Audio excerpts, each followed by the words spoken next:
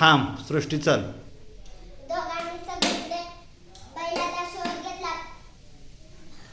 घेतला पण बैल सापडला नाही.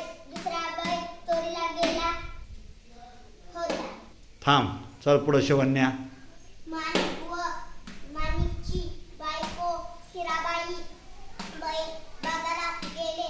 अचानक हिराबाई ओरडली, अहो हा पहा आपला बैल चोर सापडला. थांब शिवण्या. पुढं शुभांगी.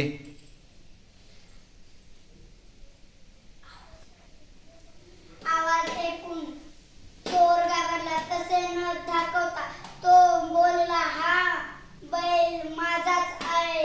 दोघे भांडू लागली. हिराबाई चतुर होती. थांब चल पुढं प्रवीण. तिने बैलाचे डोळे हाताने बंद केले. चोराला विचारले,